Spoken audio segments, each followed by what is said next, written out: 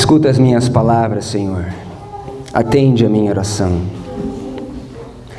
Escuta a voz do meu clamor, meu Deus e meu Rei, pois a Ti orarei. Pela manhã ouvirás a minha voz e as minhas súplicas. Tu és um Deus que não tem prazer na iniquidade, nem contigo habita o mal. E é com esse espírito nós nos prostramos mais uma vez diante de Ti, sabendo que esse será o nosso último encontro. Nós temos sentido a presença do Espírito se movendo, nos levando a uma escalada cristã rumo ao topo do Monte Sião, o Monte Glorioso, crescendo à medida e estatura de Cristo diante de Deus e diante dos homens. O Senhor tem nos levado a uma experiência alta. O Senhor nos tem feito cavalgar sobre as alturas da terra e tem nos sustentado com a herança do nosso pai Jacó. Que possamos abrir a nossa boca e receber o que o Senhor tem. E que o livro seja doce como mel. E que abra os nossos olhos, nos dê discernimento espiritual, ao entendermos a importância do Evangelho prático, junto com a muito firme palavra dos profetas. Dá-nos uma dieta balanceada, uma dieta equilibrada. Ajuda-nos a ser temperantes.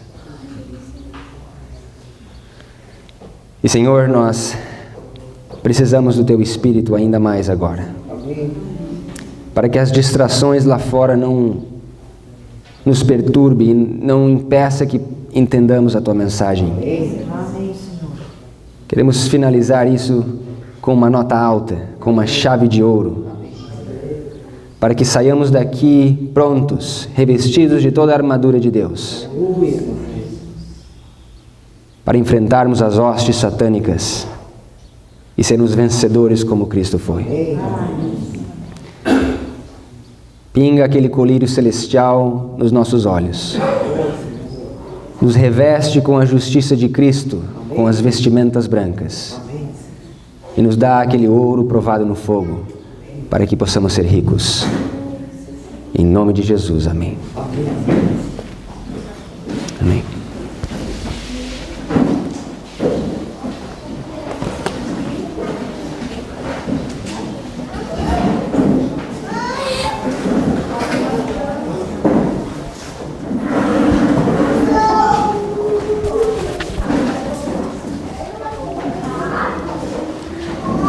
Queridos amigos, nós chegamos ao fim de uma jornada de 14 apresentações e eu fico feliz porque muitos têm se regozijado, muitos têm aprendido, muitos têm sido abençoados. Deus tem nos levado a uma alta experiência que talvez nós não possuímos antes, unindo o Evangelho prático, porque a vida cristã, ou o cristianismo, ele é demonstrado na nossa vida diária, como nós tratamos as pessoas, os passos da escada, mas juntamente misturado com a muito firme palavra dos profetas. E esse é a combinação perfeita, é a receita perfeita. Se nós queremos levar essa mensagem aos nossos irmãos, nossos amigos, dentro da igreja, fora da igreja, nós temos que ter essa receita perfeita. Talvez uma das razões que muitos têm virado as costas e tapado os ouvidos é porque o problema não está na mensagem, mas talvez nos frutos que eles veem. Talvez são frutos amargos. Talvez sejam frutos que não sejam doces. A Bíblia conta a história em Isaías capítulo 5 que Deus plantou uma vinha e essa vinha era para produzir frutos maravilhosos para o seu reino. E a vinha é um símbolo da igreja. Mas aí em Jeremias diz que Deus plantando essa vinha, esperava que produzisse frutos bons, mas produziu uvas bravas, uvas amargas, uvas venenosas. E talvez o veneno do nosso coração tenha infectado as nossas palavras, as nossas atitudes. E nós, como cristãos, muitas vezes somos grandes pedras de tropeço para nossas famílias, os nossos amigos. A minha família, por exemplo, ela é toda católica. E nós temos que tomar muito cuidado, porque nós não percebemos, mas nós temos sido observados com muita atenção pelas pessoas lá de fora. E a razão pela qual somos observados é porque a nossa profissão de fé, ela é uma alta profissão de fé. A mensagem que Deus nos deu é uma mensagem bem definida, é uma mensagem que tem poder, é uma mensagem gloriosa. Mas essa mensagem, ela só realmente alcançará outras pessoas quando o mistério de Deus se cumpre. E o mistério de Deus é Cristo em nós, a esperança da glória. Somente quando o Evangelho se torna prático na nossa vida é que o alcance é bem sucedido. Então que Deus nos abençoe ao nós sairmos daqui, possamos entender essa ligação, essa importância de combinarmos a mensagem profética com o evangelho prático. Talvez as palavras elas possam convencer as pessoas, mas o exemplo arrasta. O nosso exemplo é muito mais importante. Dito isso, vamos à leitura bíblica. O texto da mensagem dessa manhã se encontra no livro de Apocalipse.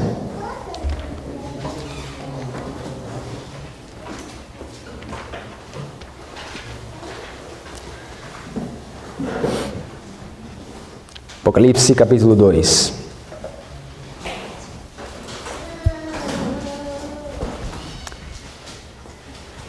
E eu pergunto para vocês nessa manhã,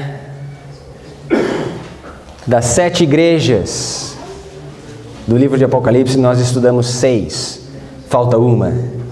Qual a igreja que falta? Tem certeza? Laodiceia foi a primeira, não foi? E em todas elas nós estudamos Laodiceia? Muito bem. Sardes nós estudamos. Éfeso. Eu deixei Éfeso para o final. E você vai entender por quê. Mesmo ela sendo a primeira igreja no livro de Apocalipse, eu deixei ela para o final. Por quê? Porque Deus ilustra o fim desde o princípio. Queridos amigos, Apocalipse capítulo 2, verso 1. Escreve ao anjo da igreja de Éfeso, isso diz aquele que tem na sua destra as 7 estrelas, que anda no meio dos 7 castiçais de ouro. Conheço as tuas obras e o teu trabalho e a tua paciência, que não podes sofrer os maus, puseste à prova os que se dizem ser apóstolos e não são, e tu os achaste mentirosos, e sofrestes e tens paciência, e trabalhaste pelo meu nome e não te cansaste. Tenho, porém, contra ti que deixaste o teu primeiro amor. Notem que no verso 4 a Bíblia diz que Éfeso deixou o primeiro amor.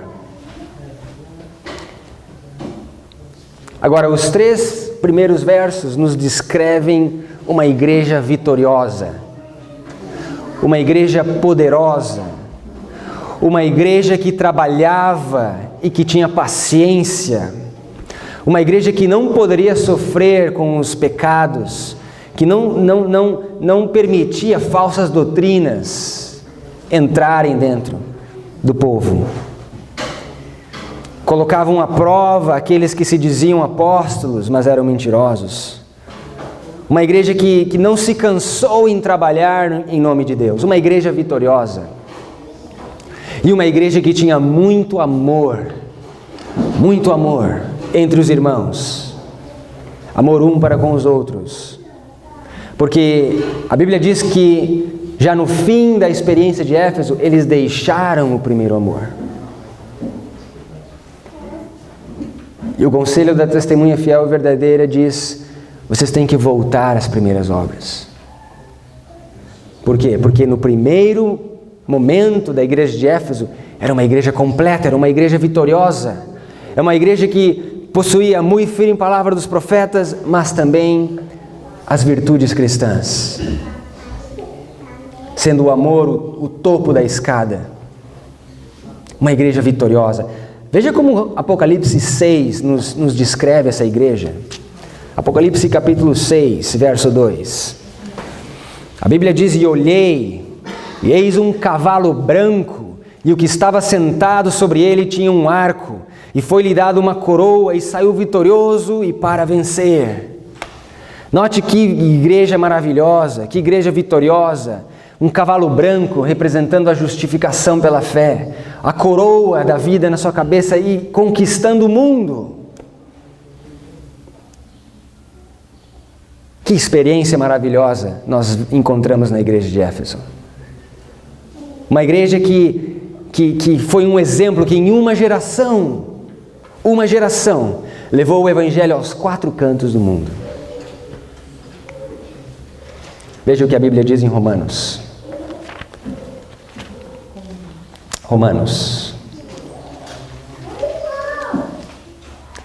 Vejam comigo no capítulo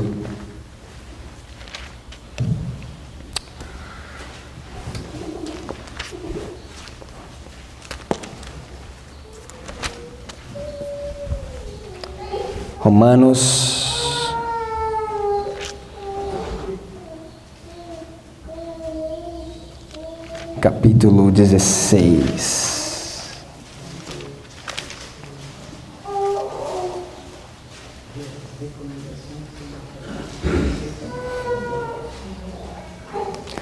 Eu estou em Coríntios, por isso que eu não encontrava o verso.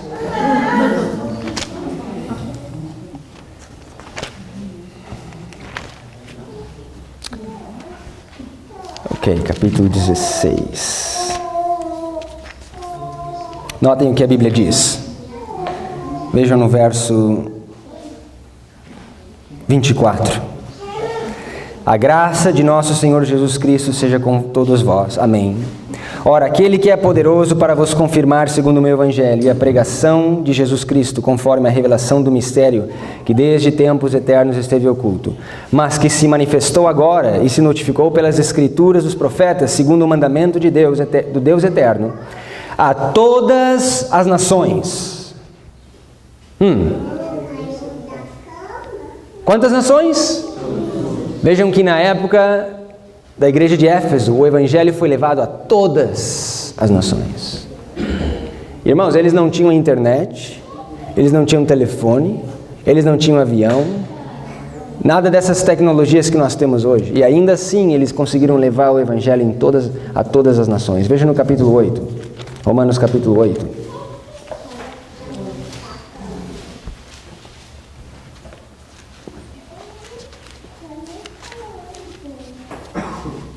Desculpa, capítulo 10. Capítulo 10, começando no verso 17.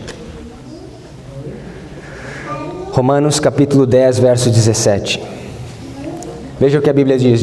De sorte que a fé é pelo ouvir, e ouvir pela palavra de Deus. Mas digo, porventura não ouviram? Sim, por certo, pois toda a terra saiu, e vozes deles e as suas palavras até aos confins do mundo. Vejam que as palavras da igreja de Éfeso foram espalhadas a todas as nações, até aos confins do mundo. Que igreja vitoriosa! Que experiência maravilhosa que nós temos na igreja de Éfeso. A minha pergunta é, de que forma eles conseguiram ter essa experiência? Porque eu quero essa experiência, não quer você? Não sei quanto a você, eu quero essa experiência. Uma experiência vitoriosa, vencendo o pecado, a concupiscência da carne, a concupiscência dos olhos, a soberba da vida, vencendo como um cavalo branco, alcançando as pessoas com o Evangelho eterno em todos os cantos da terra. Não é isso que nós almejamos? Não é isso que nos foi prometido? Que Deus pegaria a última geração, a geração mais débil, mais fraca, depois de 6.000 anos de pecado, e pegaria essa geração, e essa geração voltaria novamente como uma igreja gloriosa e vitoriosa, como a igreja de Éfeso, conquistando o mundo com o Evangelho eterno. O que está faltando na nossa experiência para que nós temos realmente essa experiência de Éfeso? Qual foi o segredo de Éfeso para ser essa igreja vitoriosa? Primeiro amor. Eu quero mostrar para vocês que eles precisavam de algo para ter essa experiência. Porque notem o que acontece. Veja no livro de Malaquias. Desculpa, Zacarias. Zacarias capítulo 13.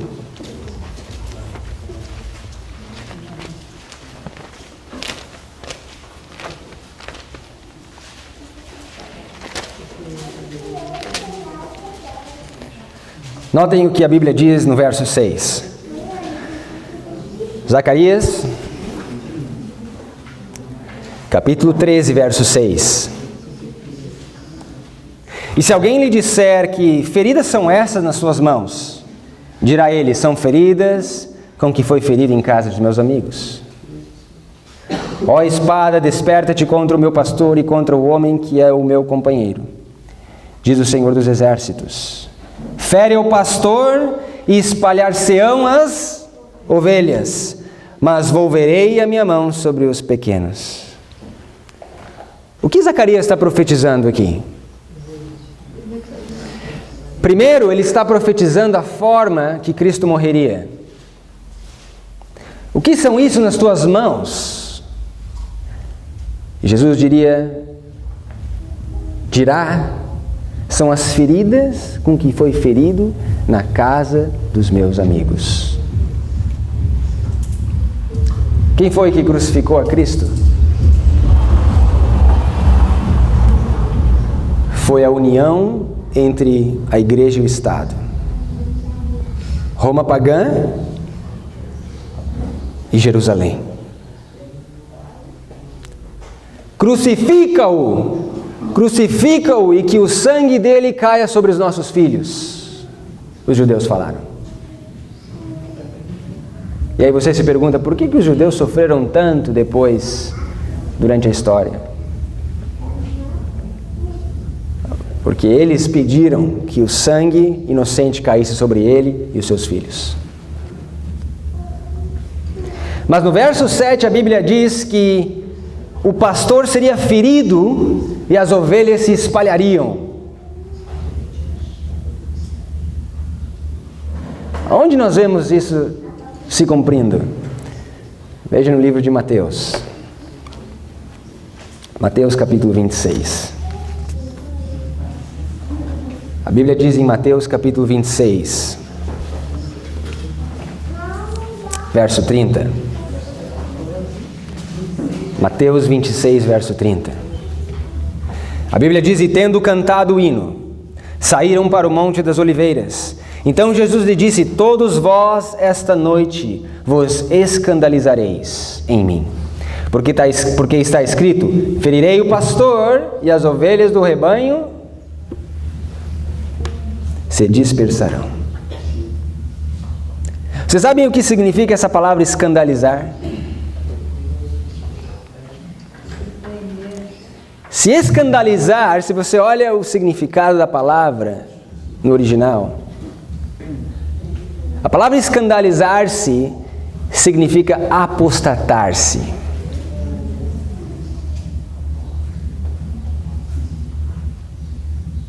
Sair do caminho. Em outras palavras, você anda no caminho por 3 anos e meio, seguindo a Jesus, seguindo o Cordeiro onde quer que Ele vá.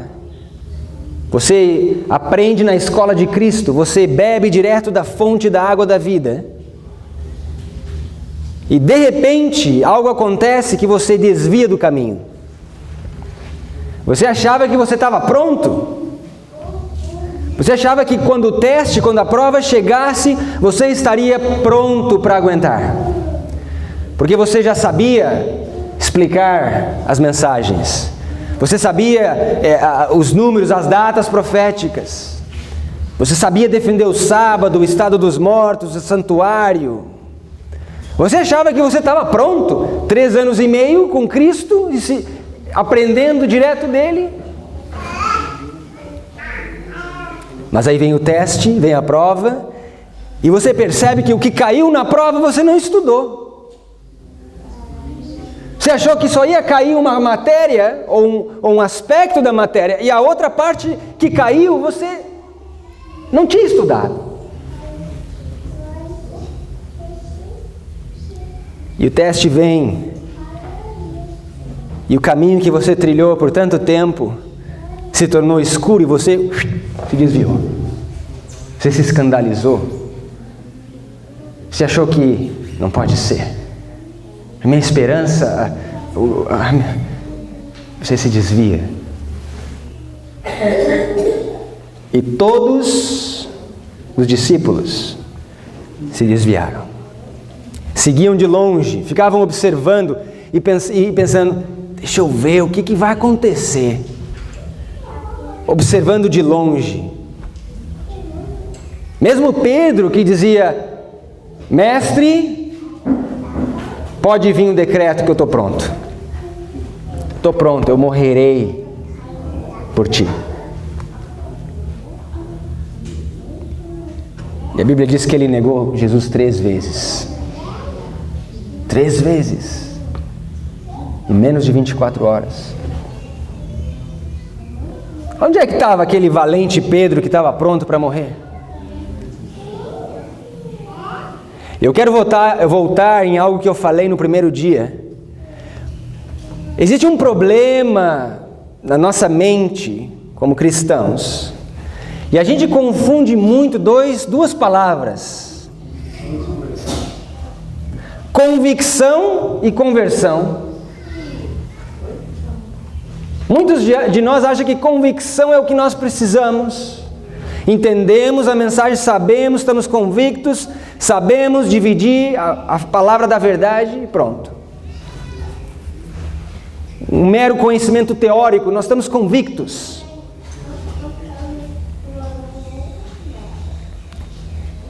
Mas Éfeso, antes de passar pela experiência, eles eram uma igreja que não estava convertida. 3 anos e meio aprendendo de Cristo, eles tinham convicção da verdade, mas eles não estavam convertidos. E com muitos de nós é a mesma coisa. Nós somos convictos, temos convicção, mas muitos de nós realmente não passamos pelo processo da conversão. E aí quando vem o teste, rapidinho a gente se desvia e fica observando de longe e vê o que vai acontecer. Vendo se algum outro discípulo estava seguindo a Jesus, ou o que os líderes estavam falando, ou o que o pastor dizia, ou o que a conferência geral falava, e o Instituto de Pesquisa Bíblica, o que eles falavam. E notem que o interessante é que o fato de nós não estarmos convertidos, isso faz com que nós realmente não entendamos a palavra de Deus. Então, quando nós somos convencidos da verdade, talvez o conhecimento é mero intelectual, como aqueles de Timóteo que são sempre aprendendo, mas nunca chegando ao entendimento da verdade. Porque pensa bem comigo, Jesus avisou ou não avisou que ele seria crucificado? Sim ou não? Jesus avisou ou não avisou o que estava para acontecer? Sim. Por que eles não entenderam? Por que eles se escandalizaram? Você tinha avisado, já tinham sido avisados, desculpa. Eles acharam que compreendiam, mas não compreendiam. Eles precisavam de passar por esse processo de conversão. Se você quer a experiência de Éfeso, a experiência vitoriosa da igreja de Éfeso, se eu quero essa experiência, nós temos que passar pelo mesmo processo que eles passaram. Eu queria ilustrar para vocês esse processo na vida de 3 homens que pertencem à igreja de Éfeso, que pertenciam à igreja de Éfeso. Eu quero que vocês abram comigo no livro de João. João capítulo 20.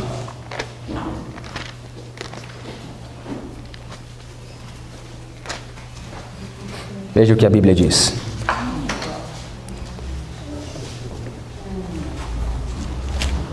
João capítulo 20. A Bíblia diz no verso 21. No verso 20, desculpa. Começando no verso 20, por contexto. E dizendo isso, mostrou-lhes as suas mãos e o lado, de sorte que os discípulos se alegraram vendo o Senhor. Disse-lhe, pois, Jesus outra vez, paz seja convosco, assim como o Pai me enviou, também eu vos envio a vós. E havendo dito isso, assoprou sobre eles e disse-lhes, recebei o Espírito Santo. Aqueles a quem perdoardes os pecados, lhes serão perdoados, e aquele a quem os retiverdes, lhes serão retidos. Ora, Tomé, um dos 12, chamado Dídimo, não estava com eles quando veio Jesus. Disseram-lhe, pois, os outros discípulos, vimos o Senhor. Mas ele disse-lhes, se eu não vir o sinal dos cravos em suas mãos, e não puser o meu dedo no lugar dos cravos, e não puser a minha mão no seu lado, de maneira nenhuma o crerei.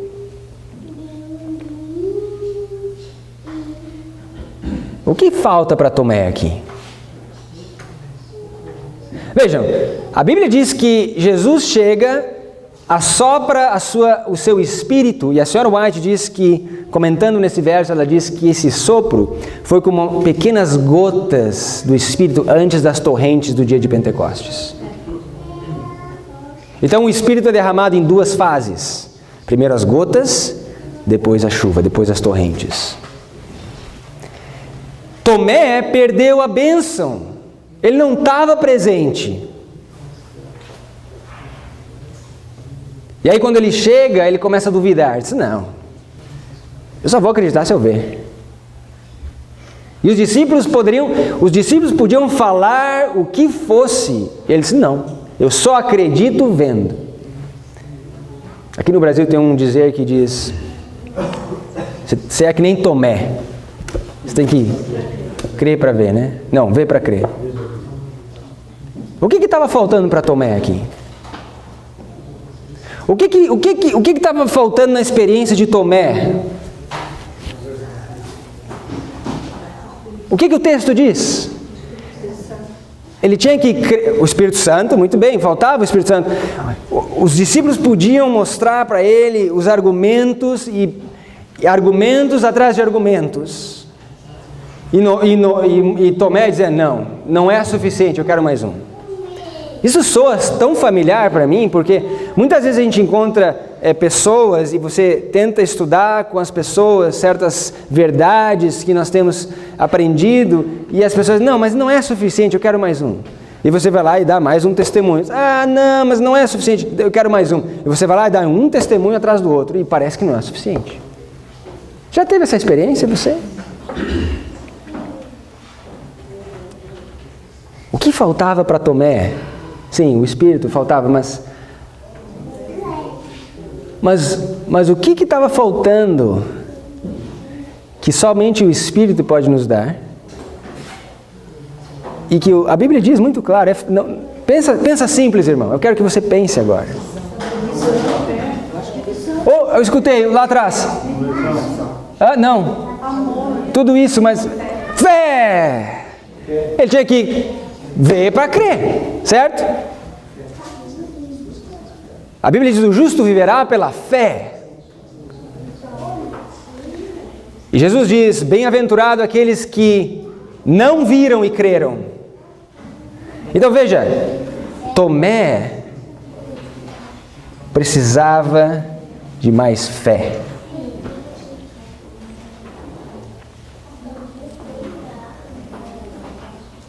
Agora, que lição que nos ensina essa experiência? Abram comigo no livro de 1 Pedro. Que fé... 1 Pedro, capítulo 1. Que fé é essa que Tomé precisava receber? Que fé é essa que a igreja de Éfeso precisava receber antes de se tornar uma igreja vitoriosa e poderosa? 1 Pedro, capítulo 1, verso 7. A Bíblia diz: para que a prova de vossa fé, muito mais preciosa do que o ouro que perece e é provado pelo fogo, se ache em louvor e honra e glória na revelação de Jesus Cristo.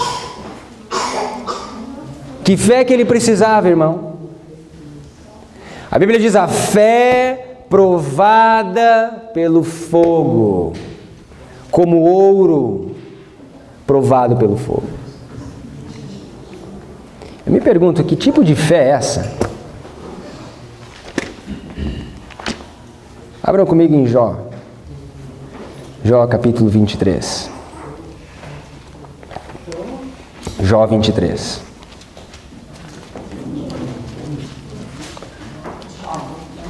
Jó capítulo 23.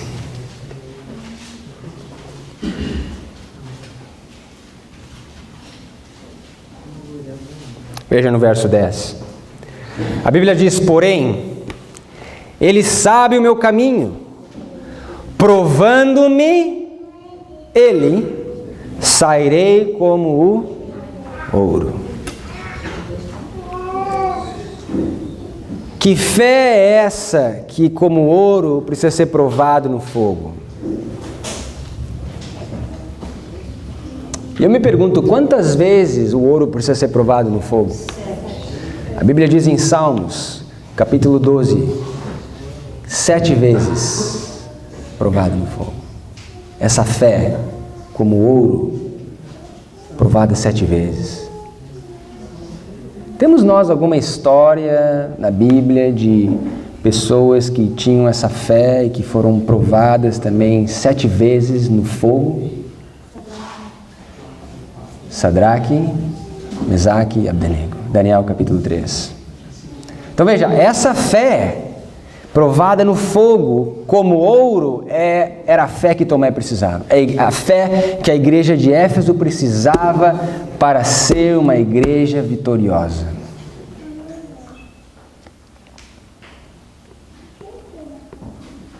Você acha que essa é a fé que nós precisamos também? Abra comigo em Apocalipse capítulo 3.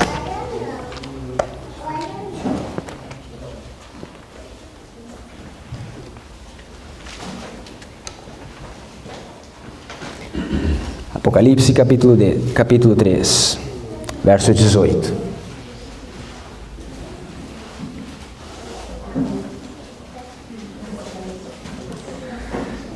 Aconselho-te que de mim compres ouro provado no fogo. Essa é a fé que nós precisamos. Se você quer ser uma igreja vitoriosa como a igreja de Éfeso, você precisa dessa fé provada no fogo. 7 vezes purificada como um metal precioso. E o conselho da testemunha fiel nos oferece essa fé. Aconselho-te que de mim compre ouro provado no fogo.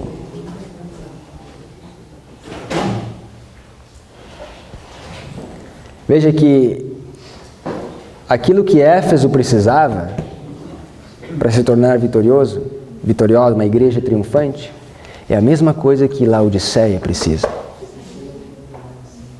Deus ilustra o fim com o princípio. O segundo personagem que eu quero analisar se encontra no capítulo 21 do livro de João. João, capítulo 21. João, capítulo 21.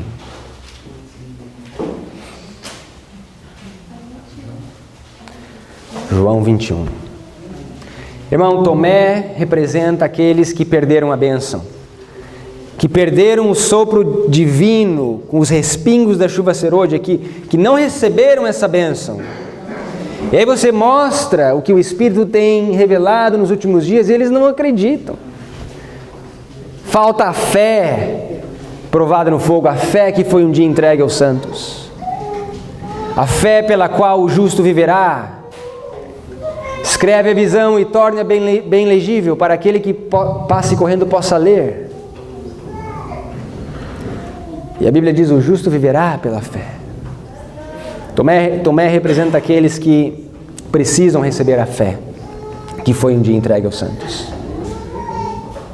Talvez você ainda se encontra nessa situação de duvidar, de criticar, de questionar, mas eu preciso ver os furos na mão, eu preciso tocar no lado para realmente acreditar. Mas você recebe pela boca de 1, 2, 3, 4, 5, 10, 11 testemunhas, não adianta. Você não entende. Você precisa comprar o ouro provado no fogo. Mas veja esse segundo indivíduo. João capítulo 21, verso 1. Depois disso manifestou-se Jesus outra vez aos discípulos junto do mar de Tiberíades. E manifestou-se assim. Estavam juntos Simão Pedro, Tomé, chamado Dídimo, Natanael, que era de Caná da Galileia, os filhos de Zebedeu e outros 2 de seus discípulos.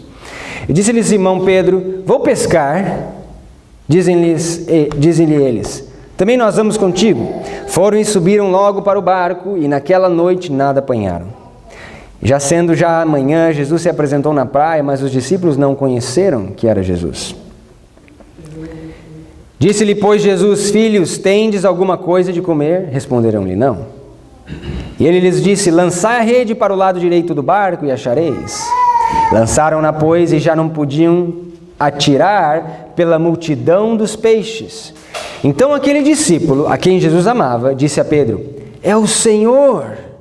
E quando Simão Pedro ouviu que era o Senhor, cingiu-se com a túnica, porque estava nu, e lançou-se ao mar. O que nós vemos aqui?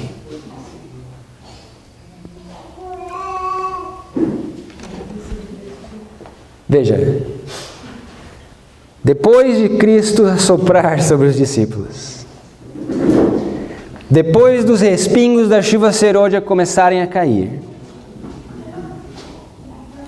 depois do anjo de Apocalipse 18 descer, trazendo esses respingos, ainda assim, eles não estavam convertidos. Veja a história de Pedro. Foram pescar, Jesus disse para eles pescarem homens, mas eles voltaram para os seus ofícios, foram pescar, não apanharam nada. E a Bíblia diz que quando eles perceberam que Jesus estava na praia falando com eles, Pedro estava nu. Nu. O que significa estar nu? Abra comigo em Lamentações, capítulo 1. Livro de Lamentações de Jeremias, capítulo 1. Capítulo 1. Lamentações, capítulo 1. Veja o que a Bíblia diz no verso 8. Jerusalém, eu vou esperar vocês encontrarem. Lamentações capítulo 1, verso 8. Verso 8. Jerusalém gravemente pecou, por isso se fez errante. Todos os que honravam e desprezavam, porque viram a sua nudez. Ela também suspira e volta para trás. Então, o que aconteceu para que Jerusalém estivesse nua? Pecado. Pecado. Transgrediram a lei, estavam em pecado, vivendo em pecado, estavam nus. Pedro se encontrava assim, nu. Tinha ele pecado ou não? Tinha negado Cristo 3 vezes.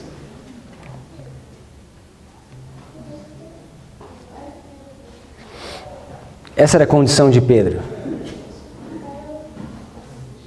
E o que ele fez para tentar esconder a vergonha da sua nudez? Ele pegou aquela túnica fedida, aquela coisa horrorosa, aqueles trapos de imundície fedendo a peixe, e tentou se cobrir e esconder a vergonha da sua nudez. E muitos de nós fazemos a mesma coisa. Nós nos escondemos atrás da nossa própria justiça, com os trapos de imundície que nós temos. Abra comigo em Isaías. Isaías 64.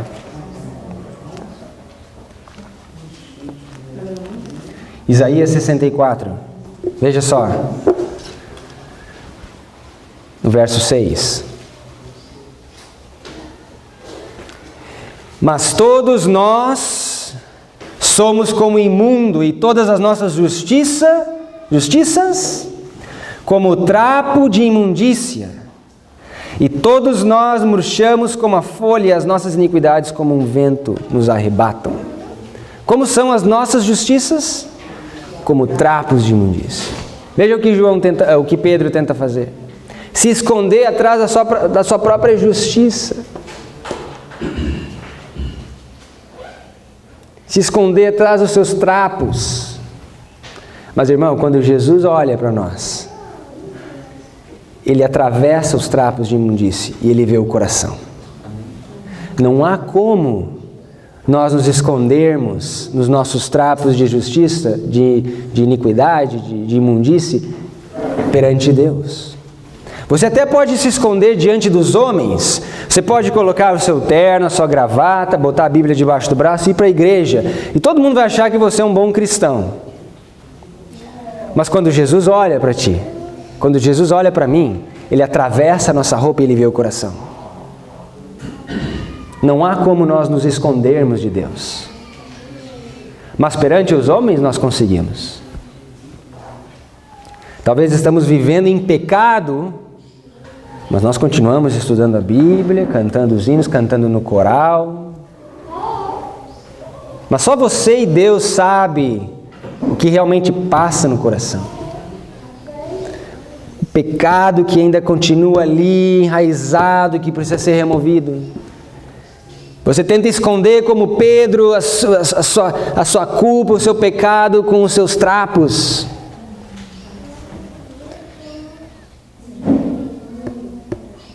Mas Jesus nos oferece vestimentas brancas.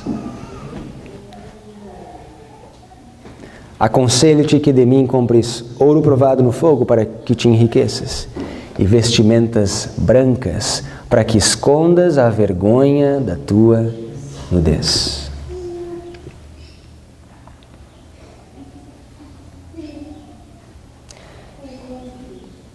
Existe uma história que Jesus contou de um homem que foi convidado para umas bodas. Você encontra essa história no livro de Mateus. Abra comigo lá.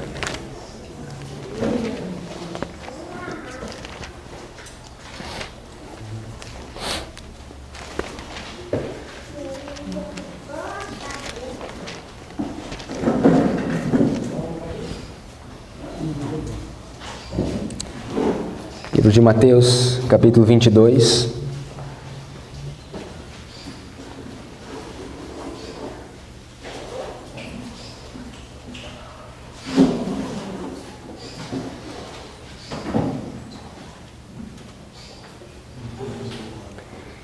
E essa história diz que esse homem, ele foi convidado para as bodas. E pelo que eu entendo, pelo que eu já ouvi falar, naquela época, quando você era convidado para as bodas, você recebia as vestes nupciais. Aquelas vestes especiais, puras, brancas, para aquele evento. Mas o que acontece? Ele aceita o convite, ele vai às bodas, ele foi convencido que ele deveria ir às bodas, só que ele não usou as vestes nupciais. Ele foi com a sua própria veste, com seus próprios trapos imundos. E o que acontece com esse homem?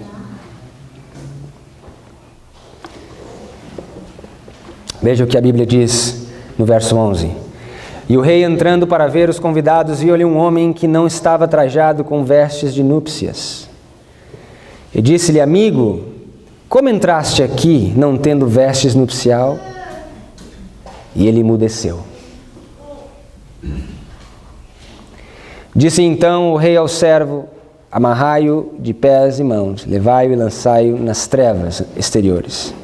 Ali haverá pranto e ranger de dentes. Veja que nós jamais poderemos entrar no reino dos céus usando os nossos trapos imundos. Nós precisamos das vestimentas brancas, puras, santas, que Cristo nos aconselha. Se nós queremos ser vencedores como Éfeso foi, nós temos que comprar o ouro provado no fogo e as vestimentas brancas. E não continuar nos escondendo atrás dos nossos trapos de imundície.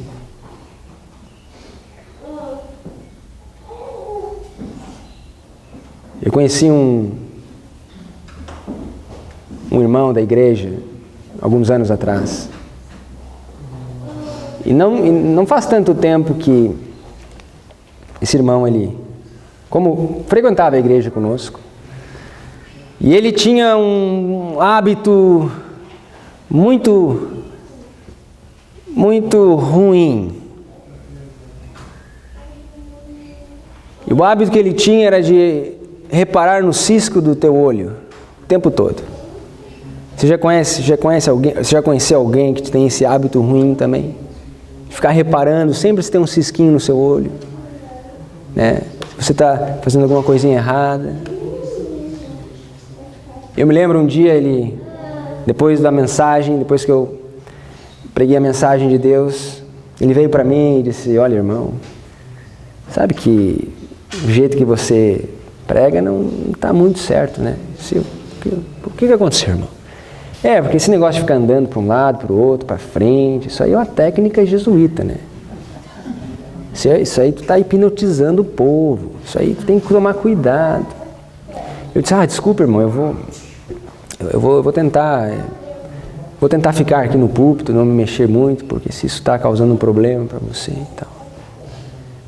E eu não me esqueço disso. E às vezes, irmãos, a gente tem que cuidar, porque pessoas de fraco espírito ou mente fraca, elas se ofendem rápido. Então muitas vezes você acaba fazendo aquilo só por aquela pessoa. Por exemplo, tem pessoas que acham que isso aqui é um símbolo pagão. E talvez até seja um símbolo pagão. E que representa o órgão masculino. E tem pessoas que se ofendem se você usa gravata. Veio do paganismo, uma aliança também veio. E muitas vezes a gente, para não ofender essas pessoas, você tira a gravata e prega sem gravata. Você vai discutir com a pessoa. Agora, se você for pensar, ok, isso aqui vem do paganismo. Mas o meu carro, a marca do meu carro é Toyota. veio do paganismo. Ah, mas a minha Volkswagen veio do paganismo. Ah, mas a minha roupa, o meu shampoo de cabelo. O mundo jaz no maligno. Só que tem pessoas que se pegam esses detalhes. Então eu disse, irmão, olha, veja bem, eu não conhecia, me desculpa, eu não quero ser uma pedra de tropeço, não vou usar as técnicas jesuítas aqui para hipnotizar ninguém. Então, obrigado pelo teu conselho, até logo. Agora, alguns meses depois, uma bomba estourou na igreja. Bomba terrível.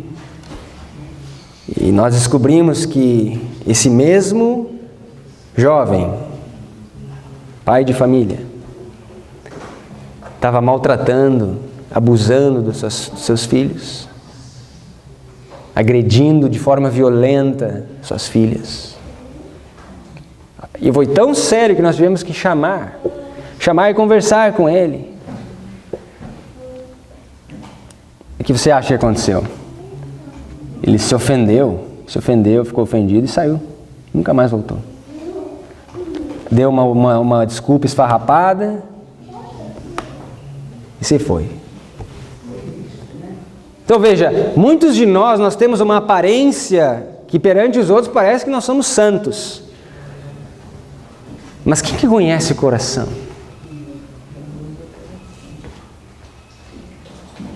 Você escutava os comentários e as pregações e as mensagens maravilhosas. Faz tanto sentido.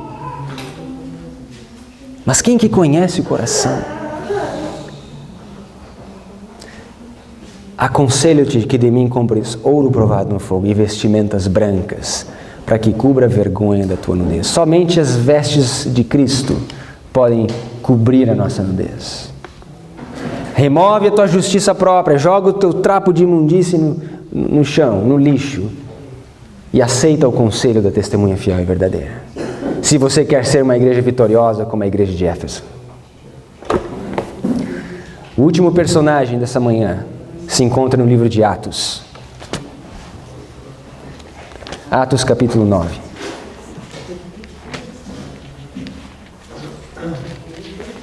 Atos capítulo 9.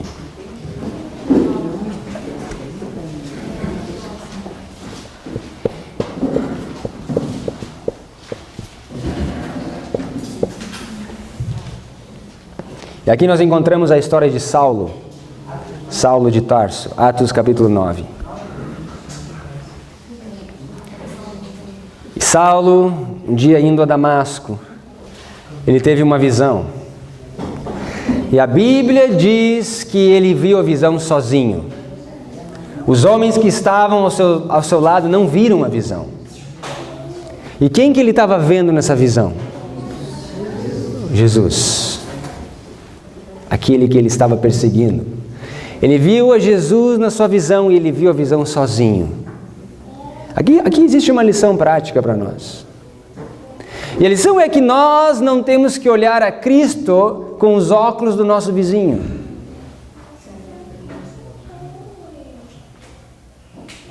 Nós não temos que olhar a Cristo com os olhos do nosso pastor, do nosso líder, do nosso ancião, da nossa conferência, da associação. Não. A visão, ela tem que ser individual. Você tem que ver Cristo sozinho.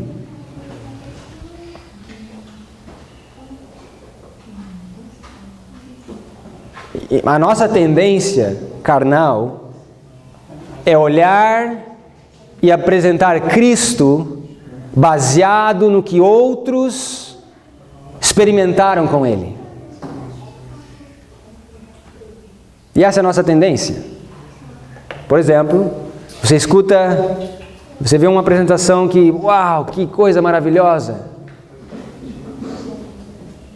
E a nossa tendência é apresentar ou duplicar aquilo, o que não há problema nenhum. Mas cuidado para não apresentar a mensagem com as lentes do vizinho. E eu tive uma experiência, algum tempo atrás, de um jovem que foi fazer um final de semana lá em Rio dos Cedros, quando eu morava aqui no Brasil ainda. E eu sabia que esse jovem, ele estava escutando muito um evangelista, pastor, não sei se era pastor na época, um ministro chamado Daniel Spencer. Quantos aqui conhecem o Daniel Spencer? Ok. Bom, esse jovem, ele era fissurado pelo Daniel Spencer, ele ouvia, ele estava tão empolgado com a mensagem, que quando ele subiu no púlpito, você via Daniel Spencer. O jeito que ele falava era Daniel Spencer. A forma que ele apresentava era Daniel Spencer. E veja bem, eu entendo que nós temos mentores espirituais. Eu tenho o meu mentor espiritual também, de onde eu aprendi muito. E agradeço a Deus pelos meus mentores espirituais. Porém, nós jamais temos que confiar plenamente nos mentores, mas sempre olhando a Cristo sozinho, individual. Essa tem que ser a nossa experiência. A visão tem que ser individual. Portanto, irmão, pegue a Bíblia, coma o livro você. Não permita que alguém mastigue primeiro e depois você se contenta com só uma sobrinha. Não. Você tem que pegar esse livro e comer. Comece a debulhar o milho, como se diz. Comece a cavocar. Pega a enxada e começa a trabalhar. Porque é assim que você vai aprender. É assim que você vai crescer. Paulo teve a visão sozinho. Os homens que estavam ao seu lado não viram a visão. Mas a visão foi tão gloriosa, tão poderosa, que o que aconteceu com Paulo? Ele ficou cego. Ele ficou cego. Eu agradeço a Deus por nos dosar pouco a pouco, por apresentar a mensagem de forma gradativa.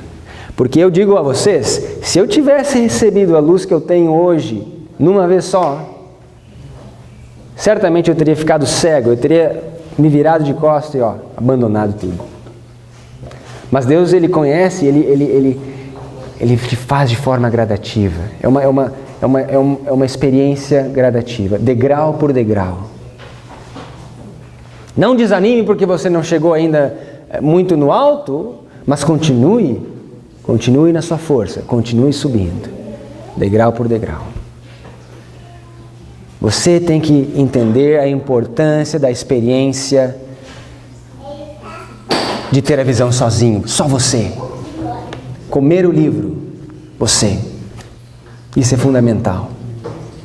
Quantos dias Paulo ficou cego? Por que você acha que ele ficou 3 dias cego? E outra pergunta que eu faço, por que você acha que ele ficou cego?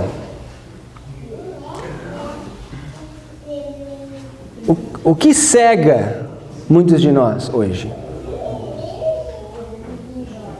Notem no capítulo 8, a razão que eu acredito que fez com que ele ficasse cego. Atos capítulo 8, verso 1. Verso 1. E também Saulo consentiu na morte dele, de Estevão, e fez-se naquele dia uma grande perseguição contra a igreja que estava em Jerusalém, e todos foram dispersos pelas terras da Judéia e da Samaria, exceto os apóstolos. Qual era o espírito que estava em Saulo, antes dele ficar cego? Espírito de perseguição em Saulo. Espírito de crítica, espírito de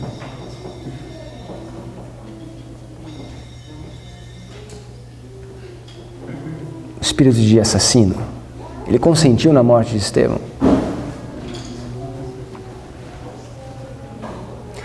E ele ficou cego 3 dias. Por que 3 dias?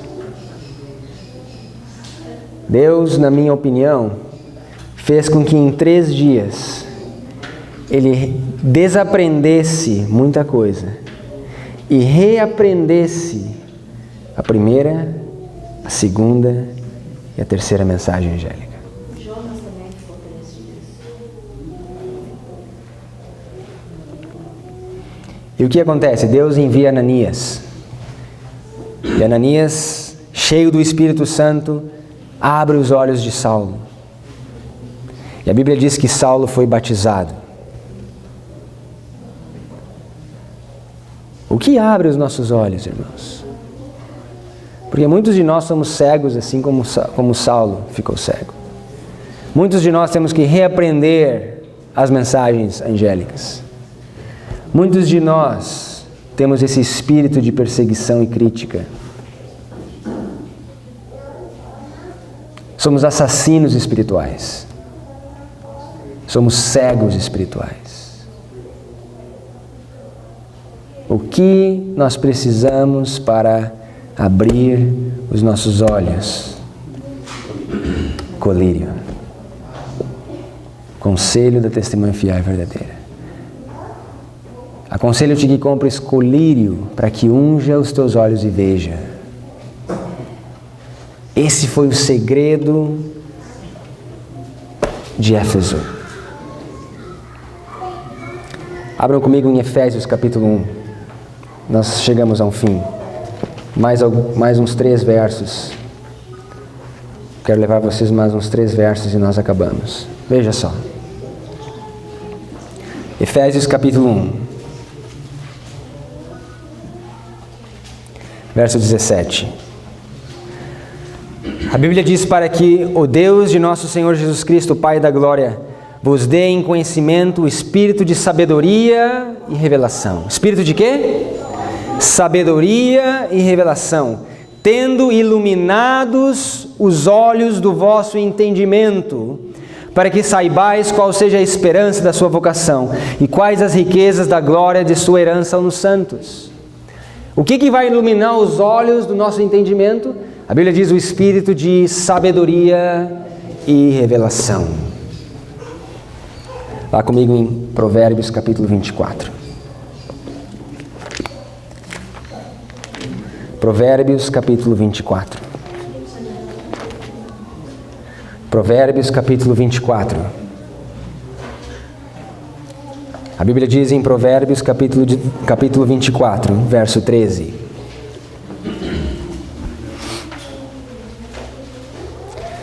Provérbios 24, verso 13. A Bíblia diz: come mel, meu filho, porque é bom. O favo de mel é doce ao teu paladar. Assim será para a tua alma o conhecimento da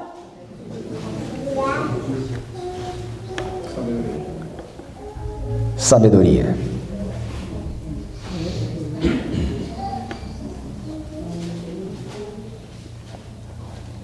Com o que a Bíblia compara a sabedoria? Com o mel. Então o espírito de sabedoria e revelação é comparado com o mel. Agora, baseado no que você escutou nesses dias, o que representa o mel? Representa o livrinho. Veja que esse colírio de discernimento, ele também é representado pelo livrinho. E o que nós fizemos essa semana? Nós vimos o conselho da testemunha fiel e verdadeira onde? Nos últimos 6 versos de Daniel 11. O livrinho.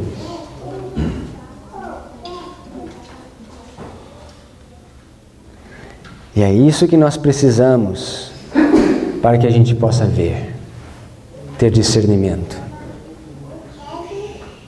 Colírio. Eu queria finalizar na experiência de Jonathan. Muitos de nós conhecem a história. Em 1 Samuel capítulo 14. Veja o que acontece com Jonathan.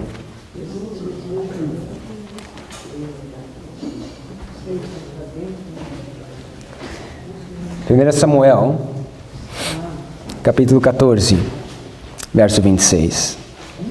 25. 1 Samuel 14, 25. A Bíblia diz: e todo o povo chegou a um bosque e havia mel na superfície do campo. E chegando o povo ao bosque, eis que havia um manancial de mel. Porém ninguém chegou a mão à boca, porque o povo temia a conjuração. Porém Jonatas não tinha ouvido quando seu pai conjurara o povo, e estendeu a ponta da vara que tinha na mão, e molhou no favo de mel, e tornando a mão à boca, aclararam-se os seus olhos.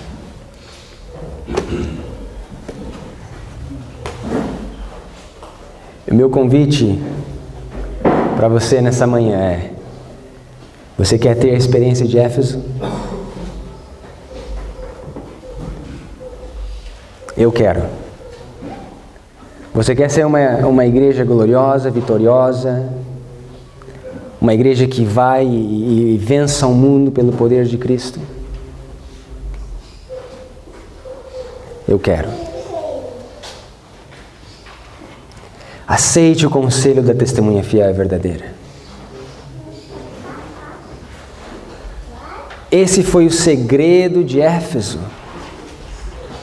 O momento em que eles aceitaram o conselho, eles saíram e conquistaram o mundo inteiro em uma geração. Sem toda a tecnologia que nós temos hoje. O que você acha que falta para nós? Nós temos os recursos, nós temos a internet, o avião, e ainda assim nós fracassamos. Aonde que está o segredo da vitória? Aceite o conselho da testemunha fiel e verdadeira. Não se contente com os teus trapos de imundície. Não tente se esconder atrás da tua justiça própria. Mas aceite as vestes de Cristo.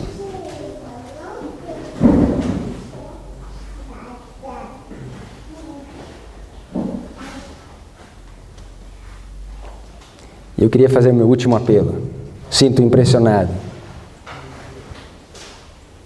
Sei que o sino já tocou, nós estamos com fome, pensando já na nossa partida, mas eu não posso acabar sem fazer esse apelo. E o apelo é simples. Talvez você tenha lutado para compreender essas mensagens, talvez você tenha lutado contra, como Tomé, você não tem fé o suficiente para realmente compreender que essa é a mensagem de Deus. Assim como Tomé, você diz: não, eu preciso ver mais, eu quero saber mais. Talvez porque você perdeu a bênção inicial, você não entende. Mas hoje você entendeu que você precisa do ouro, da fé provada no fogo. Se você está passando por essa situação, ou talvez se você está passando pela experiência de Pedro, tentando se esconder na sua justiça própria, com seus trapos de imundície, escondendo o seu pecado, as pessoas olham para você e acham que você é um bom cristão, mas você sabe que você está em dívida com Deus. Talvez o teu relacionamento não é um relacionamento puro e santo. Talvez as coisas que você assiste ou as coisas que você come, você tenta esconder com esse manto podre, fedido de peixe.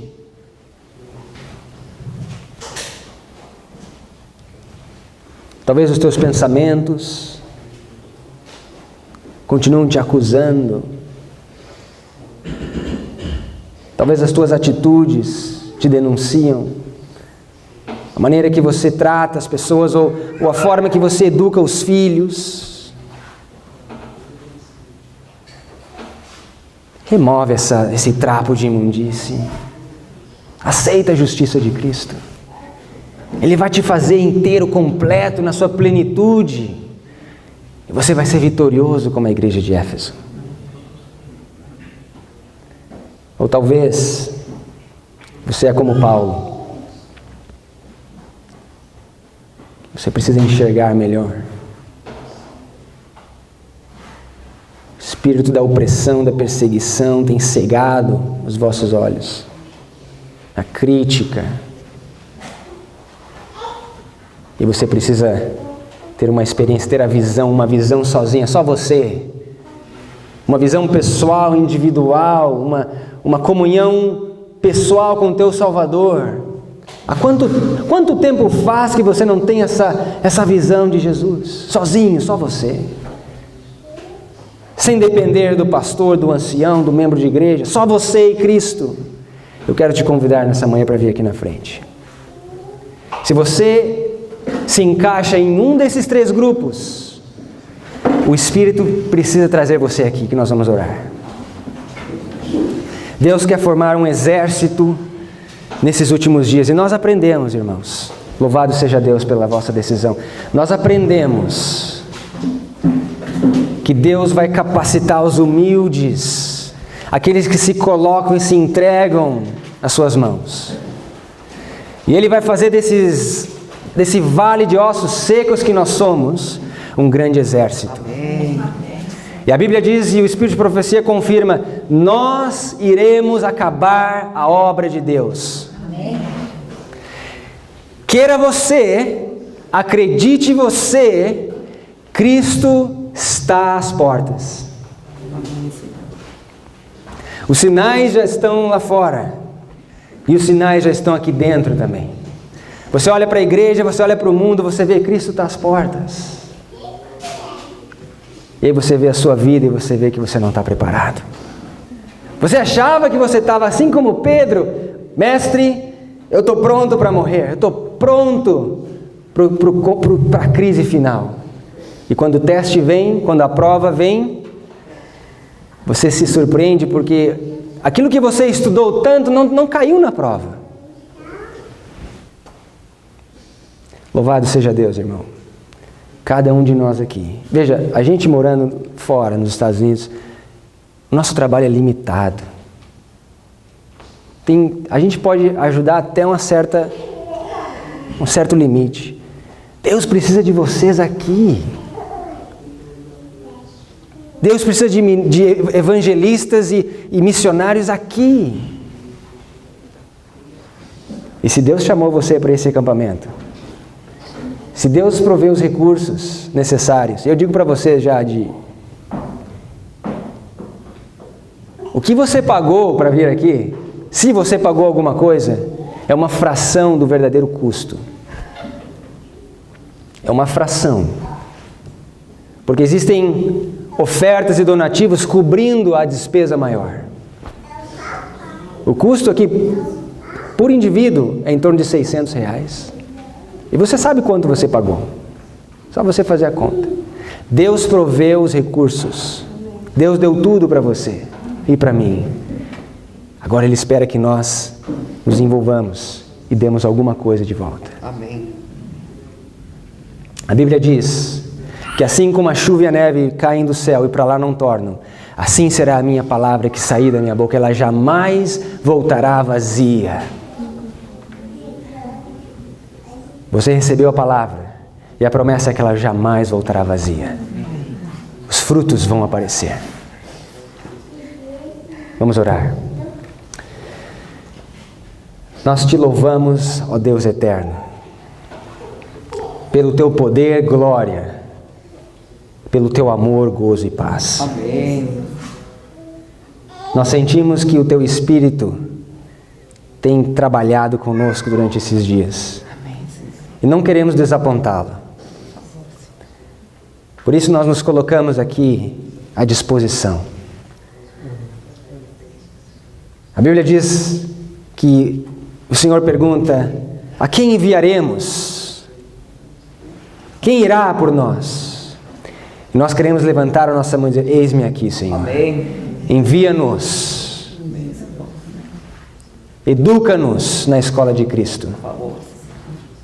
Que a água da vida possa fluir em nós uma fonte e jorre para a vida eterna. Amém. E que esse rio possa alcançar os nossos irmãos, a nossa família, Edom, Moab e Amon, para que se juntem no Monte Santo Glorioso e possam também cantar o cântico de Moisés. Obrigado, Senhor, pela tua graça e bondade, por estar conosco durante esses dias. Coloca o teu selo sobre a nossa fronte. Amém. E que possamos ser selados hoje. E que cada dia possamos passar por essa experiência novamente. Amém. E assim crescer na experiência cristã. Subir a escada de Pedro até o topo. Seguir o caminho e a vereda do justo, que vai brilhando mais e mais até ser dia perfeito. O caminho da santidade. Não há palavras mais para agradecer, Pai. Por isso nós oramos e entregamos o nosso coração a Ti. Confiantes no Teu cuidado, na Tua proteção, no Teu carinho, no Teu conforto, na Tua instrução, na Tua direção. Que o Senhor nos levará de vitória em vitória. Porque nós sabemos que aquele que é poderoso, Jesus, Ele tem poder para fazer que nós não tropecemos. E é em nome de Jesus que nós oramos. Amém.